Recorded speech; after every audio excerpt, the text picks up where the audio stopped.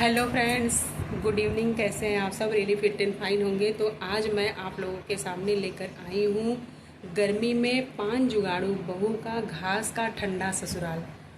तो ये कहानी बहुत अच्छी है, आप लोग ज़रूर देखिएगा और हमारे चैनल को सब्सक्राइब कीजिएगा और अपना प्यार और सपोर्ट बनाए रखिएगा। धन्यवाद। पांचों देवरानी जेठानी आपस में बात कर रही हैं। हे भगवान, इतनी गर्मी लग रही है, गर्मी के मारे तो जान निकल जा रही है।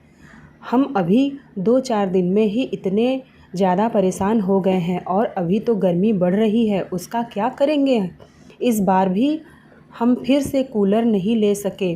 पिछली बार तो सर्दियों में हमने पैसे भी जमा कर लिए थे, लेकिन वही है, फिर से उन सब चीज़ों की वजह से हमारा कूलर ख़रीदा नहीं पाया। बहुत ही मुश्किल हो रही है।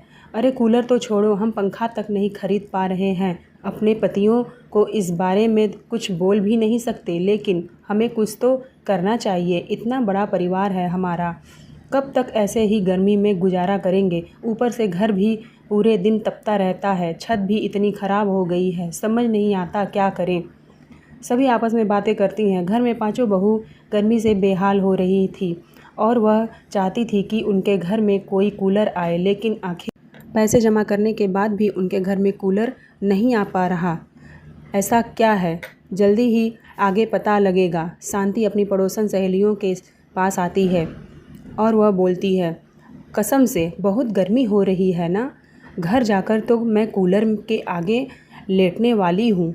उसकी पड़ोसन बोलती है, मैं भी, इतनी गर्मी में बाहर निकलना बहुत मुश्किल हो रहा है, पता नहीं कैसे होगा। तभी दूसरी पड़ोसन सुनीता आती है और शांति को देखकर उसे ताना कसती है, और बताओ शांति, गर्मी कैसी कट रही है तुम्हारी? अरे हाँ, तुम्हारे पास तो गिनती का एक कूलर भी नहीं है और परिवार इतना बड़ा। अगर बेवजह के बाहर पैसे नहीं फूके तो होते तो शायद आज कूलर तुम्हारे घर में होता। अब मुझे देखो, हमने तो इतना झंझट नहीं पाला। तुम्हें तो बस दूसरों की ज़िंदगी में टांग अड़ाने से मतलब है। हम चाहे कूलर में हो या 10 कूलर में हो, तुम्हें उससे क्या मतलब है? तुम अपने घर पर ध्यान दो, समझी? इतना कहकर शांति गुस्से में घर वापस आ जाती है। वहीं दूसरी तरफ घर के पांचों बेटे अपने अपने काम में काफ़ी मेहनत कर रहे थे। तभी उसका मालिक गोदाम में सारा सामान रखवा दिया है। मेरा काम हो गया है, क्या अब मैं घर जाऊं? तभी उसका मालिक बोलता है, अरे रजत, इतनी भी क्या जल्दी है घर जाने की? एक काम करना, ट्रक ड्राइवर आया नहीं है और तू अच्छे से ट्रक चला लेता है। यह सारा सामान एक अर्जेंट जगह पहुंचाना है, तू एक काम कर, गाड़ी लेकर चला जा। तभी रजत बोलता है, मालिक मैं सामान पहुंचाता तो देता, लेकिन अभी बहुत रात हो गई है और फिर मुझे किसी काम से घर जल्दी जाना है। तभी उसका मालिक बोलता है, अरे रजत, ऐसा मत कर, देख इमरजेंसी में तू मेरे काम नहीं आएगा तो कौन आएगा? थोड़ी देर लगेगी, बस चल जल्दी से पहुंचा दे। ठीक है। इतना कहकर वो मालिक वहाँ से चला जाता है और रजत बेचारा कुछ नहीं कह पाता। तब वह वहाँ पर काम कर रहे एक आदमी के साथ ट्रक के साथ सामान लेकर दूसरी साइट पर पहुँचाने के लिए निकल जाता है। दोनों ट्रक में बातें करते हुए जा रहे थे। भैया, एक आप ही हर बार अपने मालिक की बात मान लेते हो।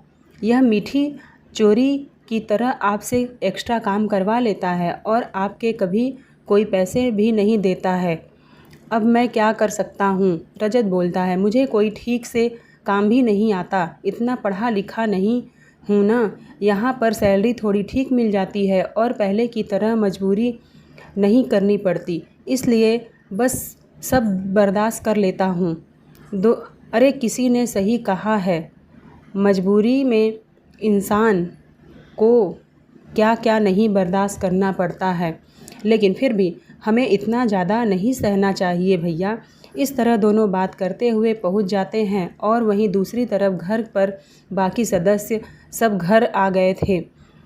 अरे बेटा, क्या तूने रजत से बात की? वो अब तक घर वापस नहीं आया। हाँ पिताजी, मैंने उनसे बात की थी, वो उन्हें फिर से उनके मालिक ने दूसरी साइट पर सामान पहुंचाने के लिए भेज दिया था। तभी रजत की माँ बोलती है, इसका मालिक इससे एक्स्ट्रा काम भी करवा लेता है और यह है कि कुछ बोलता ही नहीं। तभी भाई बोलता है, अब तो तुम्हें घर के हालत पता है ना माँ, कि कैसे घर चल रहे हैं। ऐसे में नौकरी छोड़ने का रिस्क हम नहीं ले सकते हैं। हाँ माँ, हमारी मजबूरी है और हमें ही कंप्रोमाइज़ करना पड़ता है। वहीं दूसरी तरफ बाकी तीनों बहू भी रसोई में खाना बना रही थी।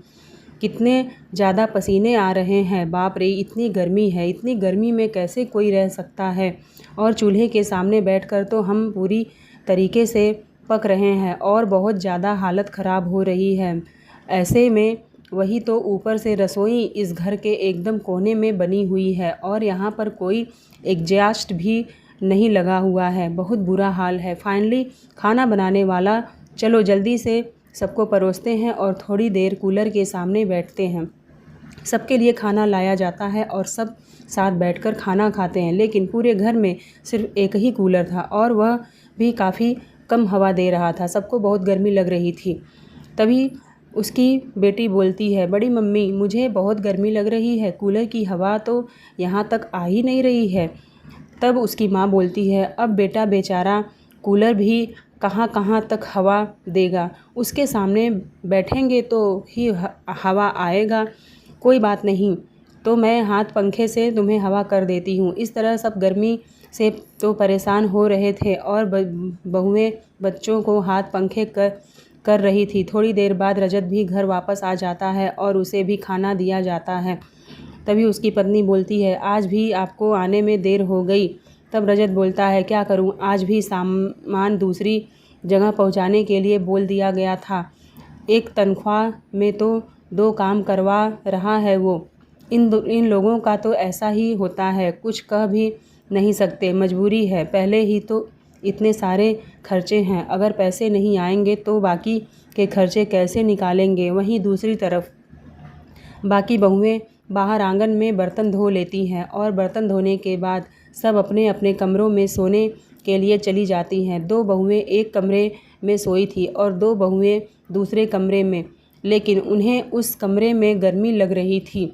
दीदी मुझे तो बहुत गर्मी लग रही है, देवरानी जेठानी आपस में बात कर रही थी। मुझे भी बहुत नींद आ रही है, लेकिन गर्मी और इतने मोटे मोटे मच्छर हैं कि नींद भी नहीं आ रही है। उधर दूसरी तरफ दूसरे कमरे में भी कुछ ऐसा ही हाल था। हम यहाँ पर गर्मी में परेशान हो रहे हैं। प्रीति दीदी का सही है, बड़े आराम से बाहर सबके साथ कूलर में सो रही हैं। और हाँ, हमें यहाँ पर मच्छर भी बहुत तकलीफ़ दे रहा है। गर्मी का अलग हाल है और मच्छर का अलग हाल है। सभी का पर्सनल कमरा तो नहीं था, इसी वजह से प्रीति बाहर अपने ससुर सास के साथ सो जाती है।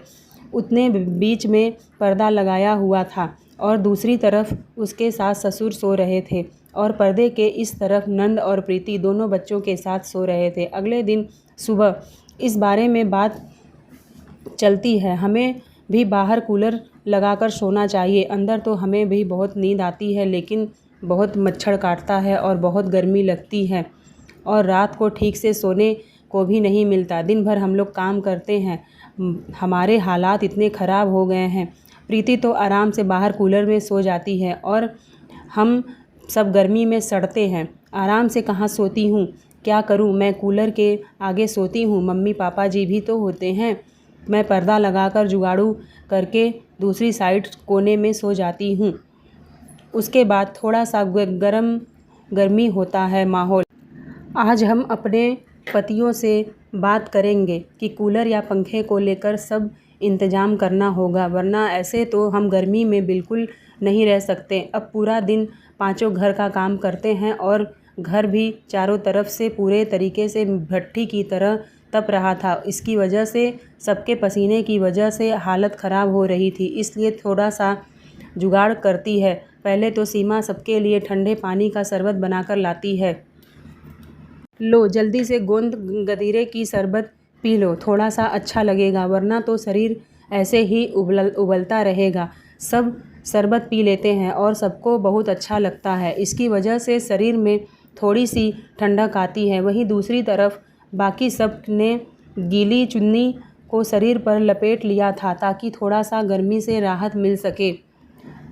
वैसे ही जुगाड़ू दीदी आपने अच्छा बताया है, जब भी गर्मी लगती है इससे कम से कम थोड़ी सी राहत तो मिल जाती है इस शरबत से। और मेरे हाथ पैर में तो बहुत गर्मी भी निकलती है, बहुत जलन होता है, दर्द बर्दाश्त नहीं हो रहा है, पता नहीं इतना ज़्यादा क्यों हो रहा है, और गर्मियों में तो कुछ ज़्यादा ही होता है। तभी उसकी सास बोलती है, मुझे तो अब बुढ़ापे में ऐसी दिक्कत होने लगी है और तुम लोगों को अभी से ऐसा होने लगा है। उसी के थोड़ी देर बाद रमेश बाथरूम में फ्रेश होने के लिए जाता है। उसका बाथरूम भी घर के बाहर आंगन में ही था। अंदर जा आते ही बाथरूम के अंदर हर तरफ से दीवार से गर्मी निकल रही थी।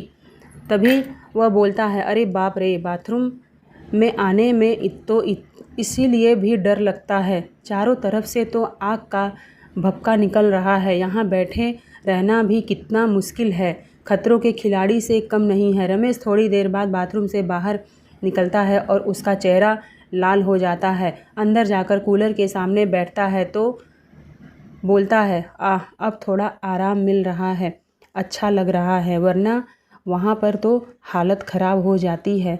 वहाँ पर जाने से बड़ी मुश्किल है। मुझे तो बहुत गर्मी लगती है, सबसे ख़तरनाक काम है। जब शाम को आज पांचों पति घर वापस आते हैं तो इस बारे में उनसे बात करती हैं बहुएं। आपसे बात करनी थी कि हमें घर में कूलर तो लेकर आना चाहिए, बल्कि हमने आपको इतनी गर्मी में छत की मरम्मत कराने के लिए भी बोला था, लेकिन वो भी नहीं हो पाया। गर्मी के मारे यहाँ हालत ख़राब हो रही है। तभी पांचों पति बाहर गर्मी में आकर वापस आते हैं तो और गुस्सा करते हैं और उन पे चिल्लाने लगते हैं, अरे हाँ, हम तो यहाँ पर एसी में से आए हैं ना। हाँ, हमें तो वहाँ पर बिल्कुल गर्मी भी नहीं लगती है। हम तो हर रोज़ बर्फ़ के बीच में लेट कर आते हैं। हाँ बिल्कुल, आते ही और कुछ तो हमसे पूछा नहीं गया और बस इसी बारे में बात करनी होती है हर बार। अरे तो हमने क्या गलत बोला है जो ऐसे भड़क रहे हो? सभी बहुएं बोलती हैं, हाँ हमने तो बस पूछा था, जब देखो तब भड़क जाते हो। हमें भी तो यहाँ पर गर्मी लगती है, कुछ सहना पड़ता है। अरे तो इसका मतलब है कि हमें कुछ नहीं सहना पड़ता है और हम तो बस ऐसे ही लड़ाई करके आ रहे हैं, हमें घर की कोई परवाह ही नहीं है। तब शांति और रमेश सबकी लड़ाई को सुलझाने आते हैं। अरे अरे बस करो, अब क्यों लड़ रहे हो तुम लोग बेवजह में? जब देखो बस लड़ते ही रहते हो। हाँ बहू, तुम सभी शांत हो जाओ, अभी तो सब बाहर से काम खत्म करके आए हैं, इस तरह आते ही लड़ना ठीक नहीं है। निधि सबके लिए ठंडा पानी लेकर आती है। हाँ भैया भाभी, आप सब ठंडा ठंडा पानी पी लीजिए, तो जो आप सबका गर्म दिमाग हो रखा है वो भी ठंडा हो जाएगा। तभी उसका भाई बोलता है, हाँ अच्छा हुआ तुम ठंडा पानी लेकर आई, तुम्हारी भाभीयों को इस पानी की ज़्यादा ज़रूरत है। अब कुछ ज़्यादा ही नहीं बोल रहे हैं आप?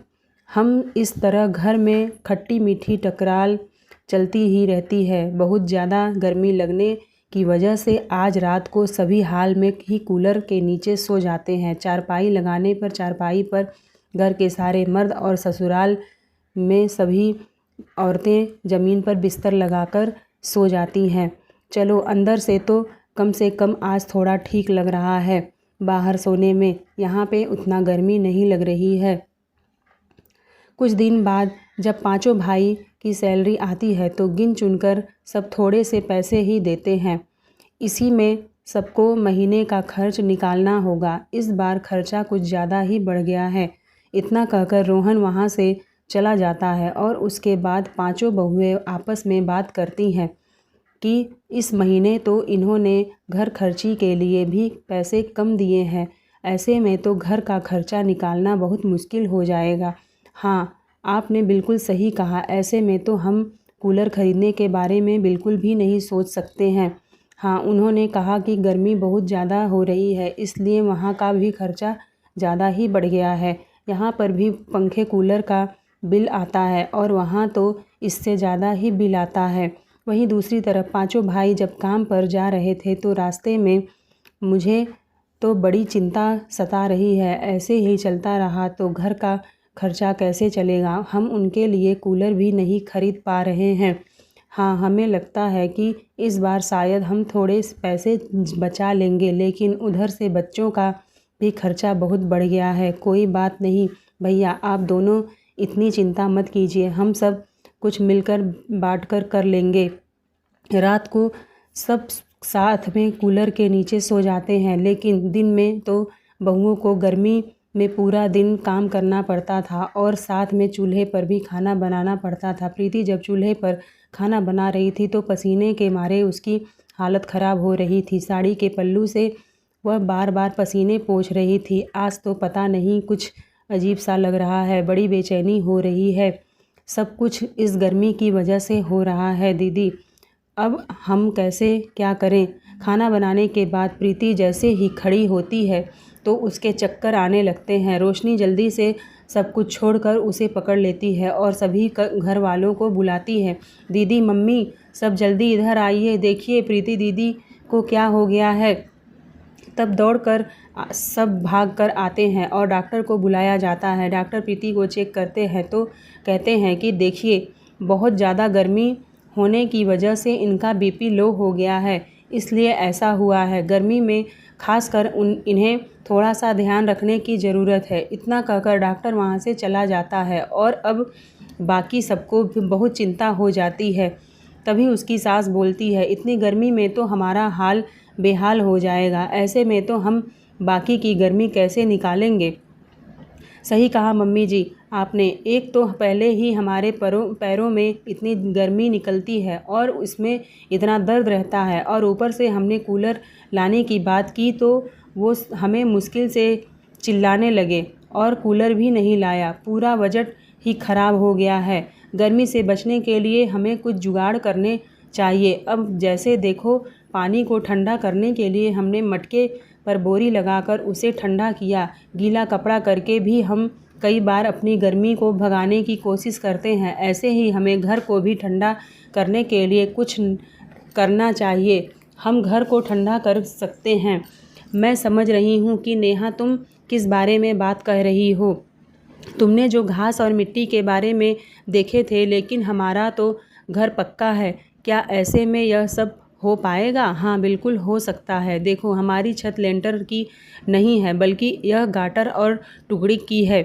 इसे हम इजली तोड़ सकते हैं। एक बार छत ठीक हो गई तो अंदर गर्मी कम लगेगी। अब इतनी सारी परेशानी होने की वजह से उन्होंने ठान लिया था कि इस गर्मी में वह हार नहीं मानेंगी। उनके पास और कोई चारा भी नहीं था, इसलिए उन सब ने घर को ठंडा करने के प्रण ले लिया। अब शाम हो चुकी थी और चारों बहू जंगल के पास में जाती हैं और वहाँ से मिट्टी और बहुत सारी घास लेकर इकट्ठा कर शुरू करती हैं। हमें कुछ ज़्यादा चक्कर लगाने पड़ेंगे और हम सब घर और बाथरूम दोनों को सही ठीक करेंगे। आपने बिल्कुल सही कहा दीदी, वहाँ बैठना तो बिल्कुल ऐसा लगता है कि जैसे एकदम गर्म तवे पर बैठ जाए बाथरूम में। तभी सब हंसने लगती हैं और उसके बाद सभी मिट्टी और घास को इकट्ठा करने के बाद वापस घर आती हैं। घर आने के बाद सारा सामान वहाँ पर रख देती हैं।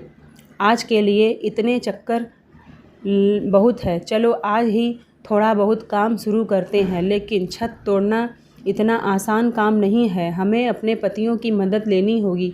तभी शाम को पति घर वापस आते हैं और उन्हें सारा प्लान बताया जाता है। लेकिन ऐसा सब करने से क्या होगा, हमें गर्मी से थोड़ी बहुत राहत मिलने वाली है। देखिए, आप तो जानते हैं कि पिछली बारिश भी हमें कितनी परेशानी हुई थी। छत से बिल्कुल पानी टपक रहा था। अभी कुछ भी ठीक करवाने में पैसे लगेंगे, तो हमने सोचा कि ऐसा जुगाड़ रहेगा तो राहत मिल सकती है। बहुएं जब यह सारी बात सभी को बताती हैं तो उन्हें समझ में आती है कि कैसे उनके जुगाड़ से गर्मी से राहत मिल सकती है, तो सब उनकी मदद करने के लिए तैयार हो जाते हैं। अगर आप सबको लगता है कि ऐसे करने से गर्मी से शांति मिल सकती है तो हम आपकी मदद करने के लिए तैयार हैं। इस तरह शाम को ही सब अपना काम शुरू कर देते हैं और जो उनकी हल्की छत थी उसे पूरी तरीके से हटा दिया जाता है और उसके ऊपर लकड़ी के बहुत सारे चौड़े पट्टे इकट्ठा करके उनको थोड़ा सा बांध कर उनके बीच में अच्छा घास लगाकर और मिट्टी लगाकर इस तरह छत के लिए पूरी लेयर तैयार कर दी जाती है। बाहर सब गर्मी में बैठकर काम कर रहे थे और निधि सबके लिए ठंडा खांड और बेल का शरबत बनाकर ले आती है। आप सब शरबत पी लीजिए, थोड़ी सी राहत मिलेगी। हाँ, उसके बाद सभी शरबत पीकर फिर से अपने काम में लग जाते हैं। सब मिलजुल कर मेहनत करके अपना काम ख़त्म करते हैं। तभी प्रिया बोलती है, घर में ठंडक ही रहेगी। इस तरीके से छत की लेयर तैयार होने के बाद छत पर उसको कवर कर दिया जाएगा। फिर उसे अच्छे से गीला किया जाता है, जिसके बाद छत की ठंडक घर के अंदर तक जाती है। वैसे घास के बाद तो मुझे पूरा यकीन है कि घर में ठंडक रहेगी। सिर्फ एक छत को ठीक करने से ही अभी हल्का सा आराम पड़ा है। अभी हम जब बाकी के जुगाड़ करेंगे तो होगा कि बिल्कुल इतने खर्चे में हो जाएगा। हम पैसे खर्च नहीं कर सकते, क्यों कि जुगाड़ करके तो गर्मी को भगा सकते हैं ना। आखिर किस वजह से घर के सभी सदस्य इतने कम पैसे इस्तेमाल कर रहे थे और किसी खर्चे की बात कर रहे थे, चलिए जानते हैं। सीमा अपने बड़े बेटे से फ़ोन पर बात करती है, जो कि हॉस्टल में रहता है। सीमा का कॉल आता है, लेकिन उसका बेटा यश अपने दोस्तों के साथ पार्टी में बिजी था। तब वह फ़ोन निकाल कर देखता है कि उसकी मम्मी का कॉल आ रहा था, तो वह अपने दोस्तों को हाथ से इशारा करके कहता है, अरे मेरे यार, डीजे की आवाज़ कम कर दे। उसका दोस्त उसकी बात मानता है और उसके बाद यश बालकनी में जाकर अपनी मम्मी का फ़ोन उठाता है और वह बोलता है, हाँ माँ, हाँ बेटा बोलो, कैसे हो, सब ठीक है? हाँ माँ, सब ठीक है, बिल्कुल सही समय पर आपने फ़ोन किया था। अच्छा बेटा, ठीक है, अपना ख्याल रखना। पर मम्मी, मेरा अभी कोचिंग चल रहा है, मैं रखता हूँ। इस साल भी खूब मेहनत करना मेरे बेटे, जल्दी वापस घर आना। किसी भी चीज़ की ज़रूरत हो तो बता देना। हाँ मम्मी, ठीक है, अभी मैं कोचिंग में हूँ और आपसे बाद में बात करूँगा। ठीक है बेटा, तू अपना वहाँ पर ध्यान रखना। तू अच्छे से मन लगाकर पढ़ाई करो, मैं तुमसे बाद में बात करती हूँ। इतना कहकर यश फ़ोन काट देता है और अपने दोस्तों के साथ फिर से पार्टी करने लगता है। अरे मेरे यार, डीजे की आवाज़ थोड़ी लाउड कर, इतनी कम आवाज़ में मज़ा नहीं आ रहा है। एक तरफ माता पिता के सामने, जहाँ उन्होंने अपने बच्चे को हॉस्टल में पढ़ने के लिए रखा है, और दूसरी तरफ बच्चा अपनी इच्छाओं को ही पूरी करने में लगा हुआ है। सीमा का बड़ा बेटा हॉस्टल में रहकर अपनी कॉलेज की पढ़ाई कर रहा था। नेहा ने भी अपने दोनों बच्चों को हॉस्टल में नीट और गवर्नर एग्ज़ाम की तैयारी के लिए भेजा हुआ था। नेहा के दोनों बच्चे भी पढ़ाई में ध्यान देने की बजाय अपने दोस्तों के साथ बिजी रहते थे। तभी नेहा की बेटी बोलती, अच्छा मैं अपने दोस्तों के साथ जा रही हूँ, माँ का फ़ोन आएगा तो उठाकर बोल देना कि मैं सो रही थी। हाँ दीदी, ठीक है, चिंता मत करो, मैं सब संभाल लूँगा, तुम जाओ। जहाँ एक तरफ परिवार वाले मेहनत करके एक एक पाई बचाकर उनके लिए पैसे भेज रहे थे, वह अपनी सभी ज़रूरतों को नज़रअंदाज कर रहे थे, अपने बच्चों की ज़रूरतों को पूरा कर रहे थे। वहीं दूसरी तरफ बच्चों का पढ़ाई में उतना मन नहीं था। शाम को जब पत्नियां बाज़ार जाती हैं और वहां पर दुकान के बाहर से देखती हैं, तो दीदी हमने सोचा था कि हम एक वॉशिंग मशीन भी ले लेंगे, लेकिन अभी तो कुछ नहीं हो सकता। मुझे नहीं पता था कि बच्चों की पढ़ाई में इतनी ज़्यादा महंगी होगी। बिल्कुल कोई बात नहीं, एक बार बस बच्चे पढ़ लिख कर अच्छे से घर वापस आ जाएं, तो उसके अलावा हमें और क्या चाहिए। हमारी ज़रूरतों का क्या है, ज़रूरत को तो इंसान की कभी ख़त्म नहीं होती है। दोनों घर वापस आते हैं। अगले दिन फिर से सभी अपना जुगाड़ करना शुरू करते हैं। घर की दीवारों की बारी आती है। बहुत सारी घास को काफ़ी सारी मिट्टी के अंदर अच्छे से मिक्स कर अंदर लगा दिया जाता है। दीवारों पर लेप लगाती हैं। मेरा बस चले तो इन दीवारों को भी तोड़कर मिट्टी और घास का बना देती, लेकिन अभी आगे बारिश का भी तो मौसम आने वाला है, उसका भी तो ध्यान रखना होगा। हाँ, हम दीवारों के लिए बिल्कुल भी रिस्क नहीं लेंगे, क्योंकि फिर बारिश का मौसम भी आएगा और उसके बाद घर के अंदर सारी दीवारों को अच्छे से लेपा जाता है। उसके बाद बाहर से भी दीवारों को लेपा जाता है, ताकि ज़्यादा गर्मी अंदर ना लगे। उन्होंने पूरे घर को ठीक कर दिया। बेटा एक बात कहूँ, तुम बाथरूम को भी ज़रा ठीक कर दो, वहाँ पर बैठना बड़ा मुश्किल काम है। वहाँ से तो हम खुद परेशान हैं मम्मी जी। ठीक है, हम आज सबसे पहले उसी को ठीक करते हैं। अब घर के बाहर जो बाथरूम बना था उसके साथ भी ऐसा ही किया जाता है। उसकी दीवारों को भी अंदर और बाहर से अच्छे से घास और मिट्टी से लेप दिया जाता है। साथ में छत पर जो टीन लगी रहती है उसे हटाने के बाद वहाँ पर घास की दीवार लगा दी जाती है। सीमा ने सीढ़ी पर चढ़कर छत पर लकड़ी और घास की बनी दीवार से छत को ठीक कर दिया। दोनों चीज़ ठीक होने के बाद चलो यह सब हो तो गया, अब हमें मेन काम करना है। घास की चटाई बनानी होगी क्योंकि उस पर चलने से हमें हमारे पैरों को आराम मिलेगा, वह भी ठीक हो जाएगा और एक घर में ठंडक भी हो जाएगी। अब सभी घास को इकट्ठा जोड़कर घास की चटाई बनानी शुरू करती हैं और पूरे घर में घास की चटाई बिछा देती हैं।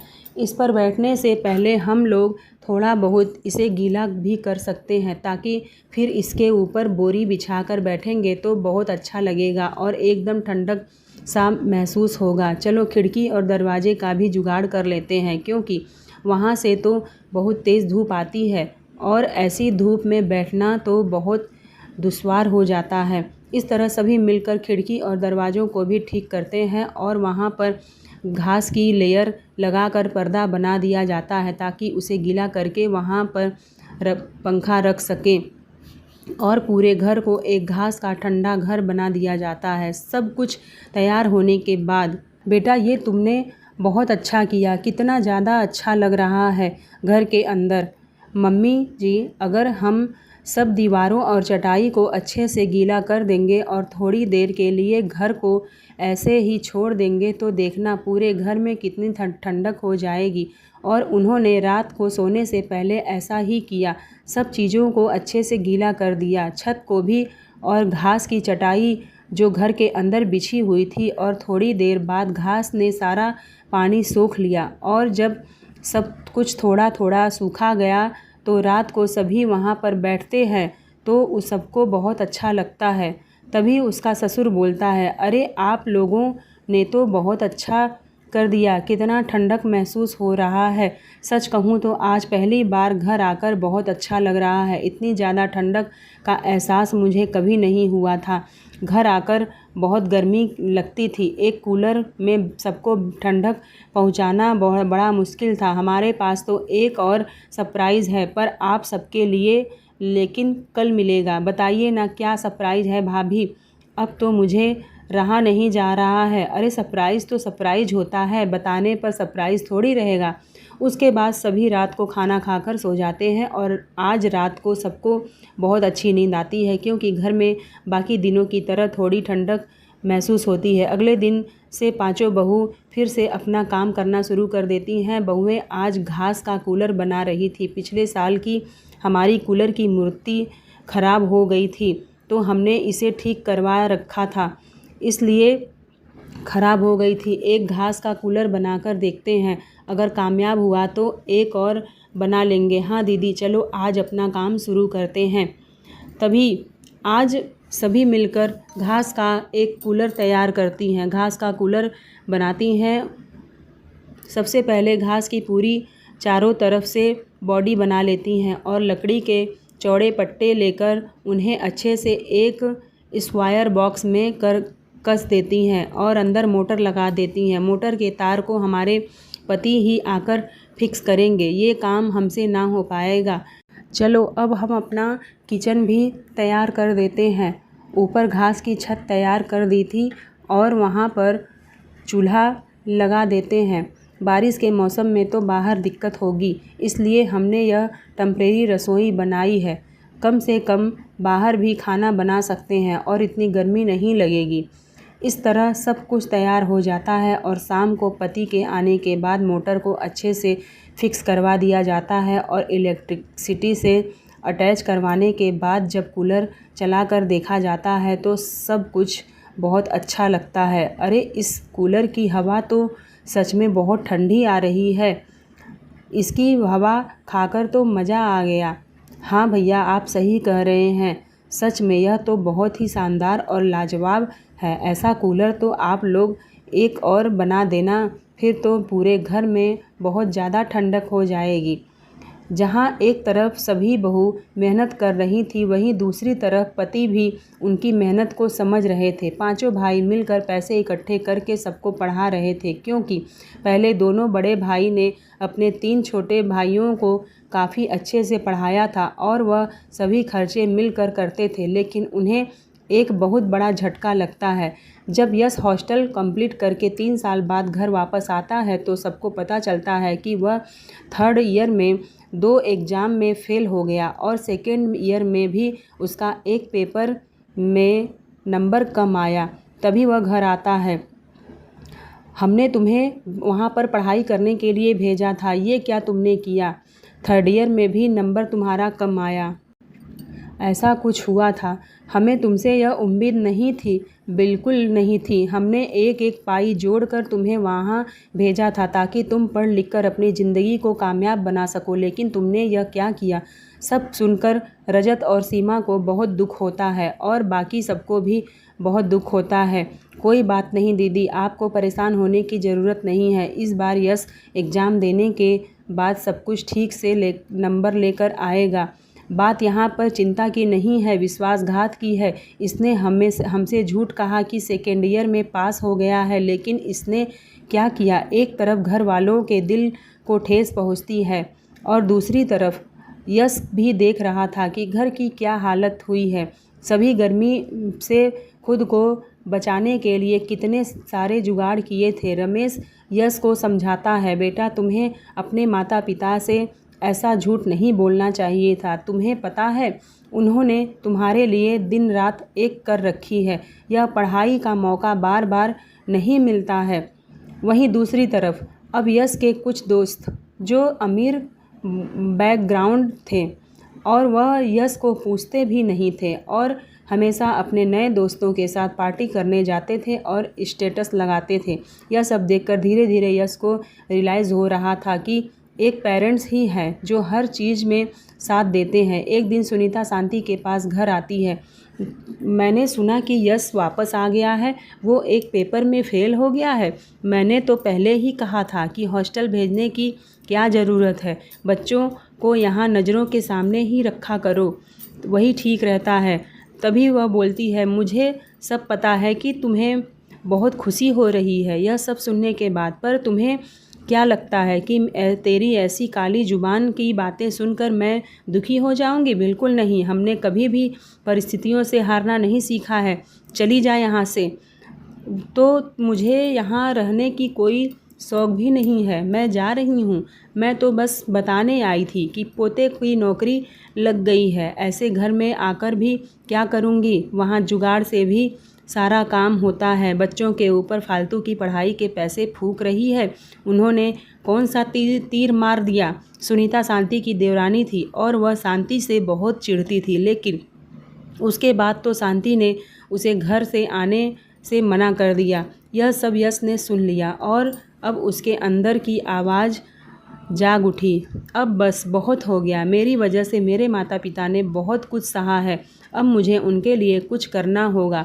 अब यश दिन रात मेहनत करता है और काफ़ी अच्छे से पढ़कर अपनी एग्ज़ाम को क्लियर करता है। अभी उसके मम्मी पापा उससे नाराज़ थे और वह इस बात को जानता था कि लेकिन इस बार उन्हें पूरी अच्छी मेहनत करने के उसके बाद उसका रिज़ल्ट आता है और वह सिलेक्शन में पास हो जाता है और पूरे 1 साल बाद अपनी गर्मियों में उसे एक अच्छी नौकरी मिल जाती है। वह अच्छी कंपनी में जॉब करने लगता है और सबके लिए वह मिठाई लेकर आता है। इस बार घर का सब बड़े खुश थे।